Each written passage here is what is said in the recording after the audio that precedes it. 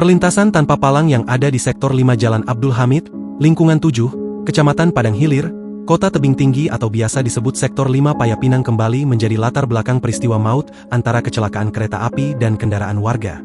Kali ini, Rabu, 21 Januari 2026, sekitar pukul 19.58 waktu Indonesia Barat, kereta api Sribilah Utama yang datang dari arah stasiun Rantau Prapat menghantam sebuah minibus Avanza. Hingga berita ini diturunkan ada 8 penumpang dikabarkan meninggal dunia merupakan asal Delitua. PLT Manajer Humas KAI Divre Sumatera Utara, Anwar Yuli Prastyo membenarkan kecelakaan tersebut. Berdasarkan informasi yang dihimpun dari masyarakat di sekitar lokasi, sebelum melintas masinis KA Sribilah Utama sudah membunyikan suling lokomotif berulang kali.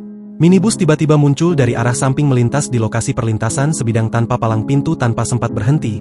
Diduga sopir tidak sempat menengok ke kanan dan kiri, sehingga insiden tidak terhindarkan. Dampak atas kejadian tersebut membuat lokomotif dari KA Sribilah Utama mengalami kerusakan dan tidak bisa melanjutkan perjalanan sehingga harus dikirim lokomotif penolong dari stasiun Tebing Tinggi, katanya. Kondisi masinis, para kru yang bertugas termasuk para penumpang KA Sribilah Utama selamat dan tidak mengalami luka-luka, ungkap Anwar. Menurut warga setempat, lokasi Sektor 5 Jalan Abdul Hamid, Lingkungan 7, Kecamatan Padang Hilir, Kota Tebing Tinggi, memang sangat membutuhkan palang pintu perlintasan kereta api. Sebab, jalan umum yang ada di titik tersebut menikung dan memiliki jarak pandang yang terbatas karena terhalang tanaman umbi-umbian.